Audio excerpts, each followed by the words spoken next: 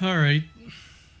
Brain in a vat, Matrix. We've all heard this concept quite a bit, especially lately. We hear popular guys saying, we're living in a matrix, we're living in a simulation. The concept is actually pretty old.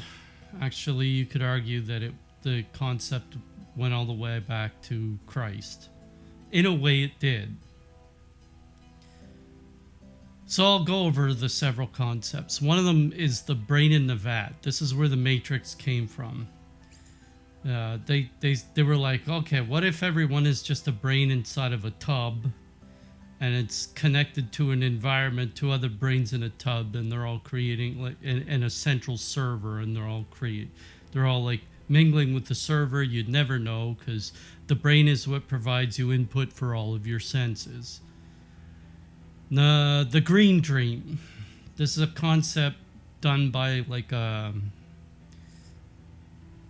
guy named Northrop Frye. Proposed this concept for Shakespearean plays. You take a play like the Midsummer Night's Dream, and actually we see this in movies where Act 1 is the normal or the usual, but then a player discovers something and it opens up this new realm for a little bit. It's like a sub-realm where things change, and that we call the green dream. But then in the last act, in Shakespeare's case, it's Act 5, I guess. In the last act, everybody's waking up from the green dream and everything's going back to normal and resolving in a new way. And then we have Plato's Cave, which is obviously a concept that dates back to antiquity, I guess. Plato's Cave is when a bunch of people are trapped in a cave. They're shackled to a wall and they can't see the light of the cave, but they have overseers who give them shadows on a wall, and that's their simulated reality rather than their actual reality, which is outside of the cave. So we have this concept really works well when it comes to news and hysteria and whatever they try to generate it. Now I'm just going to call it, for this sake, a dream. Now, I won't get to that point. I already covered it. Next, the thing we have to understand is, and I'll go through the aspect of a dream. When you dream, you don't really know you're dreaming. Some people are lucid dreamers. I lucidly dream sometimes, but in general, you don't know when you dream. And in your dream, you buy everything as though it were real, which means your emotions react to the environment your brain is simulating.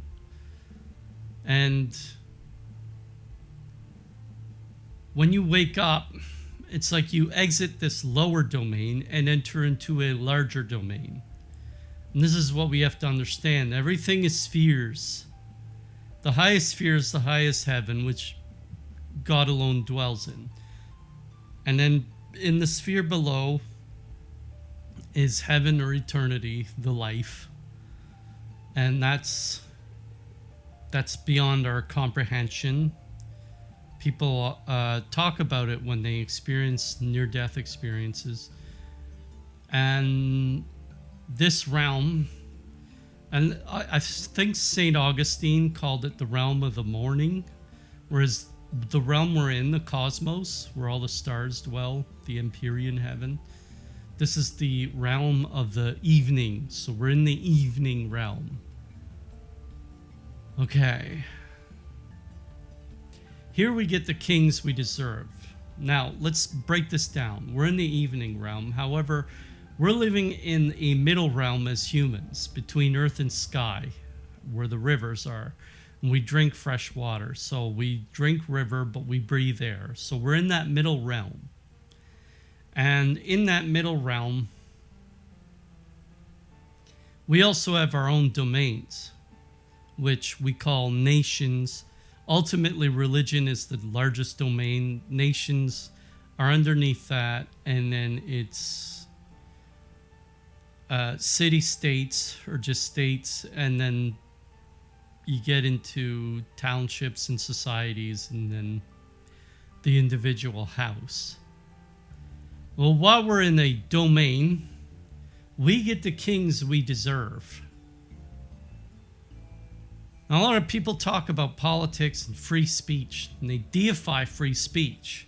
Like, okay, if we have free speech, we'll be led to the right place. Humanity will go ultimately where it's meant to be. This is error. When you have free speech, it means that the devil works freely. Now, we don't want the devil to work freely. He works solely to our destruction. So you cannot just simply allow an agent of destruction in your midst. It's much easier to destroy than it is to build. That's why you can't allow these people to walk the streets.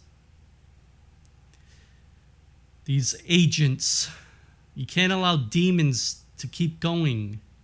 Demons are just going to eventually exploit a weakness in men and use those men as agents of destruction. We're getting this in our time. Free speech just gives those agents a domain to operate in. Obviously, when we deify this, it gives us issues.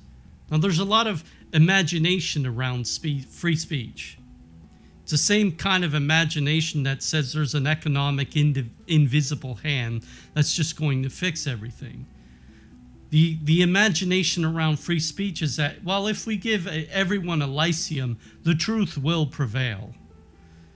Well, in case you haven't noticed, people aren't convinced by truth. They're convinced by their desire and their ambition for power.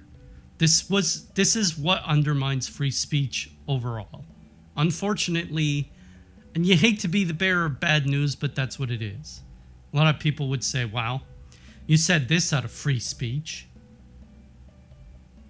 No. Because I'm speaking to a bunch of slaves. I'm a slave. You're a slave. We're all slaves. There is no free speech. We're living in domains. And as long as we don't understand that we live in a domain and that you can't make free speech a domain, we're going to be trapped in this domain. The truth will set us free, but the truth doesn't need an arena. It needs Jesus Christ. So, we get the kings we deserve, which means if we deify lesser things, we are not deifying Christ. We need to deify the highest domain, which is God, who lives in the highest heaven. As long as we don't deify only God, we're stuck in a realm that we can't escape. Now, this realm is our matrix, our simulation, and the domain we're part of, we have to identify. As long as you believe in free speech, you tend not to believe in demons because you don't want to believe that there's a realm above the cosmic realm. Well, most people don't. The disciples, they all fell asleep at the Garden of Gethsemane, including Christ's favorite three, John, James, and Peter. And he asked, could you not remain awake for this 1 hour? What is falling asleep and being awake? Being awake is obviously being vigilant of the greater realm. And this is what Christ truly complained about. It manifested in a lesser realm. It manifested by them falling asleep, but they were unaware of the spiritual dangers that were around the corner.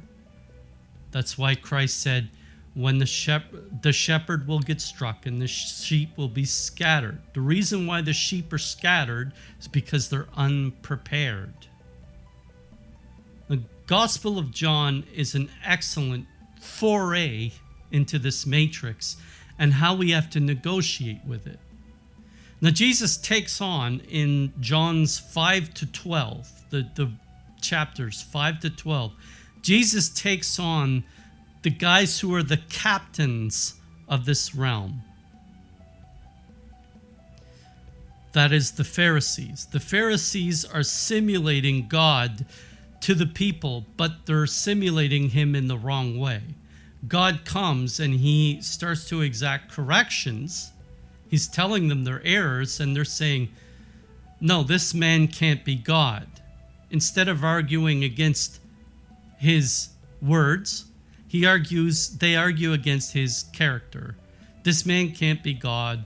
We understand and have memorized the scriptures, and this doesn't fit. Even though the guy's performing extreme signs of mysticism, they don't believe. But mysticism is the true realm, the realm above this one. And they're trapped in a realm below, which means they're under a domain, but it's not of God. Now, our domain is falling asleep so much. Now, we have champions that are waking up and converting to the one true faith, but our domain is falling asleep so much that when it turns into a nightmare, when this dream becomes a nightmare, the Antichrist will be at its head. So the idea is to simulate us into arguments of lesser realms, such as politics, such as society, such as economics, such as philosophy. All these things are lesser realms. The true important battle is taking place in heaven. The angels versus the demons. We're in a small, tiny blip of existence. And we tend to think, okay, well, and especially in the year we're in, we tend to think, oh, unless we vote this guy into power, we're all going to be doomed. My friend, we're already doomed. If you haven't noticed, fetal genocide is one of the worst sins committed in human history. Utterly brutal and abhorrent. And we have this in every nation. We have secularism ruling every nation. We're under this illusion that democracy is going to fix the secularist illusion. No, the Freemasons conquered every single country on earth. They have to be removed. Secularism has to be thrown out the window, and religion has to be given, exalted to its proper place, because religion is the exploration of that realm below or above. And we're stuck in a realm below arguing this. Meanwhile, the demons are running roughshod on us. So we're headed towards the nightmare. That means if you want to take up arms and be vigilant and wake up, it's not about the death of Christ. It's about the death of our souls. Christ died on the cross to prove that this battle isn't in the flesh. That was our redemption. He died on the cross to prove, look, I will die. Death is not king over me. You can't use death as king over you. And then as a God, he resurrected himself, which means as a God, he can resurrect us. Which means the true importance isn't here. We live eternally. But we will go to the second death unless we wake up from our simulation. Christ said in the Gospel of John, the truth will set us free. This was what he meant. The truth will allow us to escape the domain of original sin, which is a monstrous distraction on our existence. This world is a distraction. It can be beautiful, but you can't expect that all things are permanent here. It is just a stage. And we all have our time on the stage, but we're all going to get kicked off the stage. So while we're on the stage, the true battle is what we choose to do on that stage. So if you want to win this war, you're not going to do it in the ballot box. You're going to grab a rosary and pray it daily. Our Lady is the weapon against the demon. He has nothing on her. This is how you win. You lean on her, thereby leaning on Christ.